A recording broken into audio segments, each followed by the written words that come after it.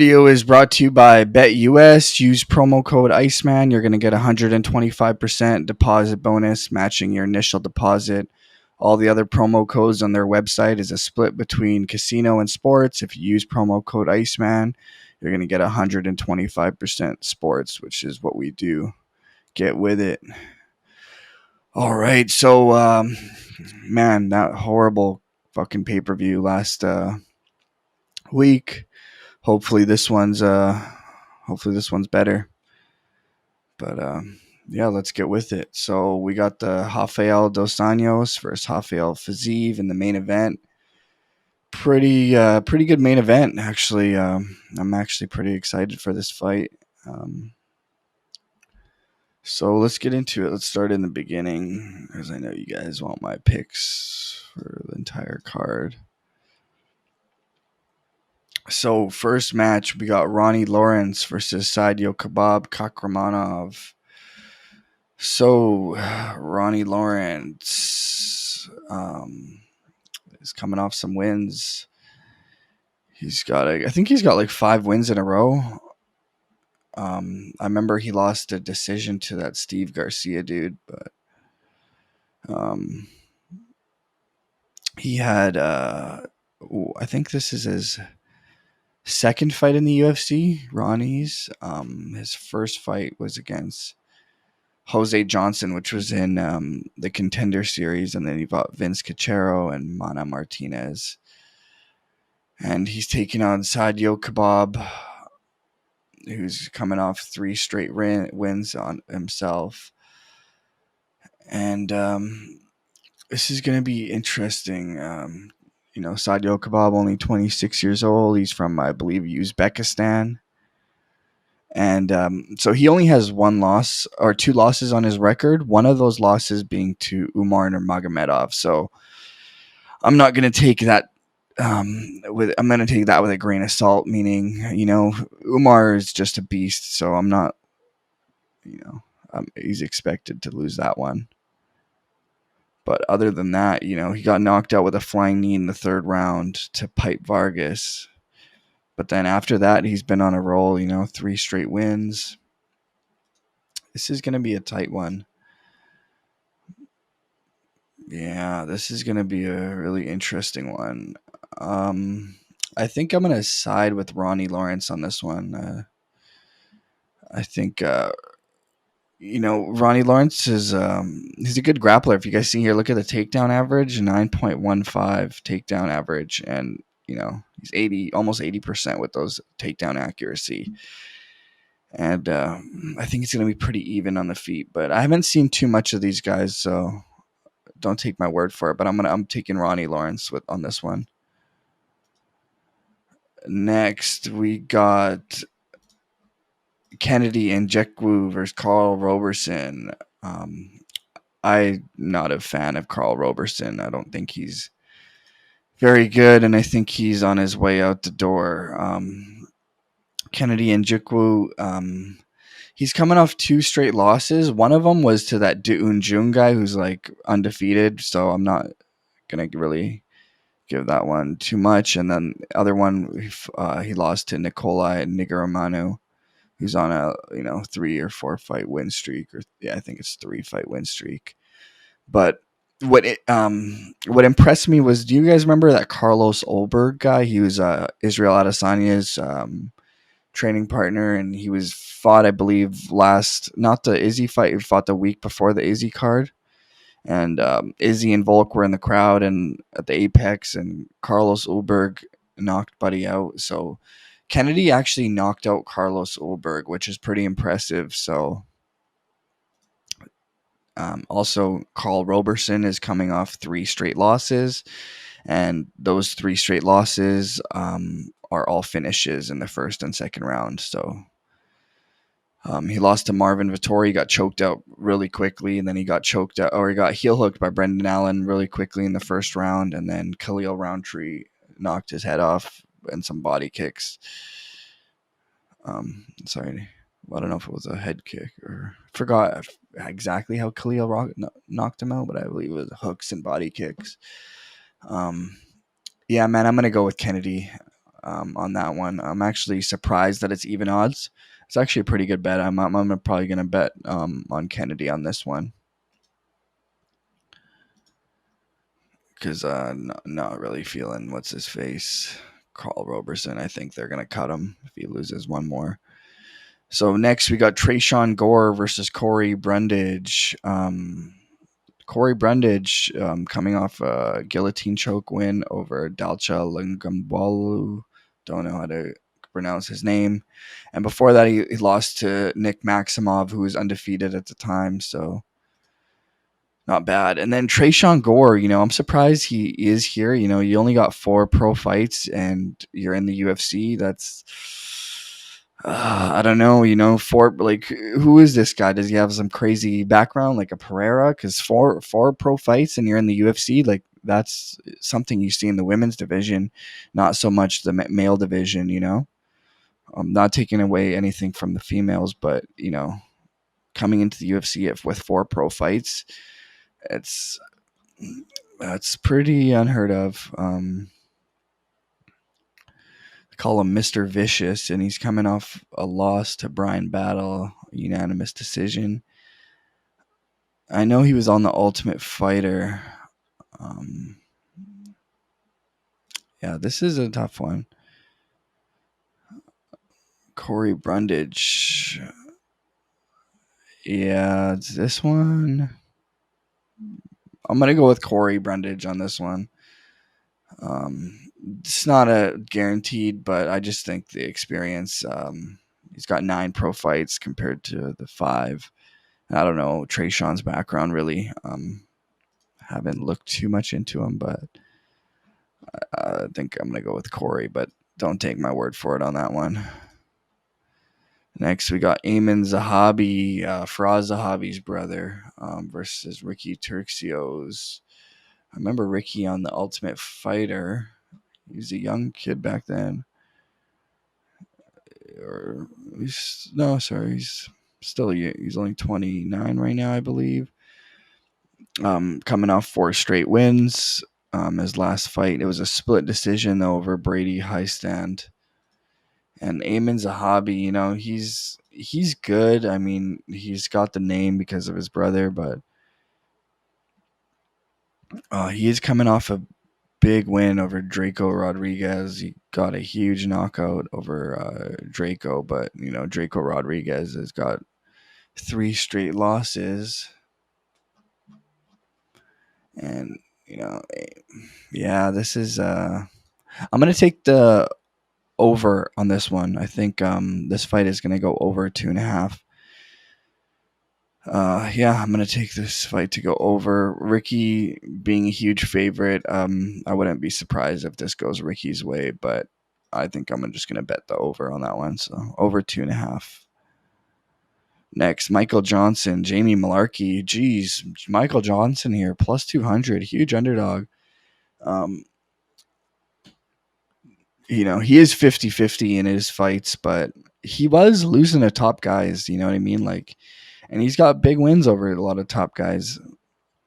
But then he's also got some ones where he should have won, like the Clay Guida fight. Everyone expected him to win that one, but his last fight, he knocked out Alan Patrick, and it was pretty vicious. I mean, that was definitely something Michael Johnson needed. And he's taken on Jamie Mullarky. Jamie Mullarky's coming off a knockout loss himself to Jalen Turner. Jalen Turner is a beast. If you guys seen his last fight against Brad Riddell, just finished him quick in the first round.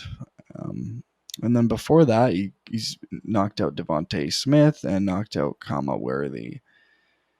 They're decent guys, but yeah, I'm probably leaning towards Jamie Mullarky, and odds makers have him at minus 240. Like, what do they know that I don't know? Is Michael Johnson on his way out? Is he not training? Or because that seems pretty significant, minus 240 there. But I think Jamie Mullarky should win, but I'm surprised that Michael Johnson is such a big underdog. Next, Jared Vanderaa versus Chase Sherman.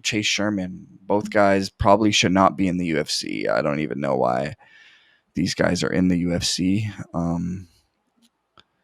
It's crazy. The UFC, I don't know, like, does UFC need heavyweights or something like this right now? Because look at Chase Sherman.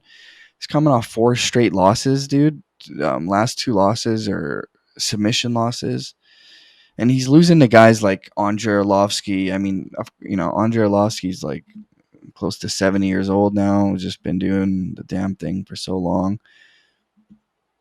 And you got double-digit losses, right? 15 wins, 10 losses. Like Chase Sherman, if he loses this one, that's 5 straight losses. Like you're gone, buddy.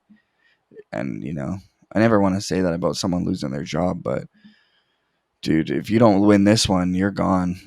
I don't see the UFC keeping you around if you lose 5 straight. That's just, you're not Donald Cowboy Cerrone.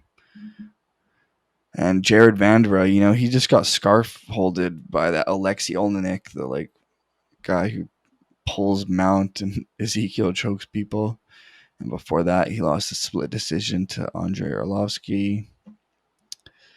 Yeah, I'm leaning a bit towards Jared Vanderaa, just on the performances against that. Like Andre Arlovsky, for example, it was a split decision with Jared Vanderaa, where Andre Arlovsky, when he beat Chase Sherman, he dominated him all those rounds when he's unanimous. Both guys lost to Romanov. Yeah, I'm just leaning a bit towards Jared Vanderaa, but both these guys probably shouldn't be in the UFC. And if Chase Sherman loses this one, he's probably gone. Next, Said Nurmagomedov versus Douglas Silva de Andrade. Now, you guys are probably thinking, Said Nurmagomedov, Jesus, Dagestani, Khabib's cousin. Actually, no, he's not actually related to Khabib at all. They are born in the same area in Dagestan. That's why they have the same last name, but they are not related. However, this boy can fight. Said Nurmagomedov is a really good fighter. Super well rounded. He's got the ground game and he's got really good stand up skills as well. But then he's going against Douglas Silva de Andrade, who's got 4 losses. All those losses are to top guys. Listen to the guys he's lost to. Zubaira Tukhugov, which is Khabib's cousin. Rob Font, he just fought in the main event against Chito. He beat Marlon Chito Vera to Douglas Silva, and then he lost to Peter Yan. No shame losing to Peter Yan. Guys was just a champ. And then his last loss, the 4th one, was to Lerone Murphy, who's, I believe, 11-0 currently, and Lerone has tons of potential. And last 2 fights, Douglas Silva de Andrade has got some wins. One was a counter left hook, and he beat that Sergey Morozov guy who fought like a week or 2 ago, Kazakhstan there. So this is going to be a good one. A lot of people are counting Douglas Silva de Andrade out. I'm not counting him out. I think these odds are way off. I am taking Said Nurmagomedov to win, just because, due to the age, that's the main reason. Douglas Silva de Andrade, he's getting up there with age. He's almost 38 years old, I believe. And Said Nurmagomedov is just coming into his prime now, right? Just, he's 30, just turned 30. And then, so I'm definitely leaning to Said Nurmagomedov. I think he should win the fight everywhere. So I think Said Nurmagomedov on that one. Now, the next one is the co-main event. Now, this is interesting. Armen Petrosyan versus Chao Bohala. So if you guys don't know, Armen Petrosyan, crazy kickboxer.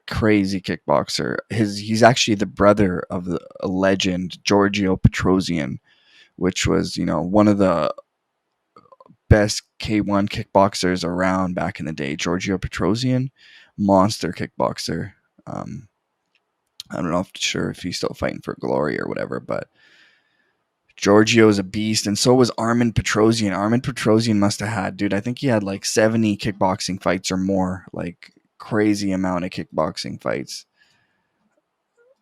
Let me actually pull up his kickboxing record. Yeah, so he's got almost 100 professional kickboxing fights. Jeez, 70 wins, 21 losses.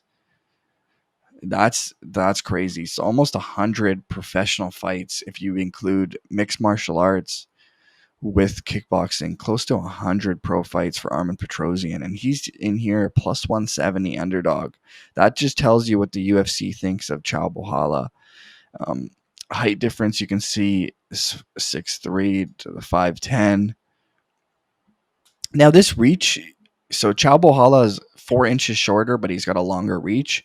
Because if you know, this is weird because the UFC does reach as a wingspan, right? They want to see wingspan, which is the dumbest thing ever. It should be straight on, like straight. Because if I have a wide chest, if I have a wider chest, that's going to add to my wingspan and my reach, which makes no sense because my chest has nothing to do with arm length. So they should actually just keep your arms straight and measure the reach this way instead of wingspan, because guys with wider chest, it's going to just be like, look at this. This guy's 4 inches shorter, but he's got a 4 inch reach advantage. That makes no sense. Um, I don't think it's because he's got longer arms. I think he's got a longer reach because he's got a bigger chest, and that just adds to the wingspan. But whatever, that's a different discussion for a different day. Um, I'm gonna go with Chao Bohala on this one, and the main reason is the grappling. Chao Bohala's got a couple submissions on his record, and I'm hoping he's not dumb enough to just keep it striking with Armen Petrosyan. He's got to mix it up on the feet. I mean, could he win a striking match against Armen? Sure, Shabahala is a really good striker. He comes out with that karate style, but dude, this guy's got like 100 pro kickboxing fights. If you want to win and you want to have a confident game plan, I would, stick to the grappling on this one. So I'm taking Shabahala. And also, I think this fight is going to go over. I'm not betting I might bet the over, but I think I haven't seen it yet. I don't know what the odds are, but I'm assuming this fight's going to go over 1.5. Next, we got the main event: Rafael dos Anjos versus Rafael Fiziev. Fiziev, just a monster striker for that division. When I first seen this matchup before, and this was before Dos Anjos had his last fight, I was taking Fiziev all day. I was like, Fiziev's going to knock Dos Anjos' head off. But then I started watching some tape and more tape and more tape. And I'm leaning towards Rafael dos Anjos, believe it or not, a plus 175 underdog currently. Plus 175, almost a 2-1 underdog odds makers have him at. And I'm going to take him, and I'll tell you why. Rafael Fiziev is the better striker, 100%. But dos Anjos is a really good striker himself, and he's got the grappling edge. Rafael dos Anjos has really good grappling skills. If you guys seen his last fight, he showed you guys how good his grappling is, and that's the thing. Should be the difference maker. Now, could Rafael dos Anjos be an idiot like a Sean Strickland? Come out like dumbass and think you're a striker and get knocked out? Absolutely, that could definitely happen. And Rafael Fiziev is probably a guy that will knock you out if you keep it standing.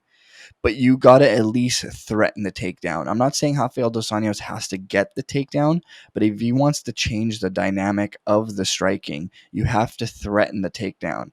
It will completely throw off a striker like Fiziev if he's got to worry about takedowns as well. If he doesn't have to worry about takedowns, now he's letting loose. But if he has to worry about those takedowns, now he's more cautious. Now he's going to be more worried, and it's going to throw him off.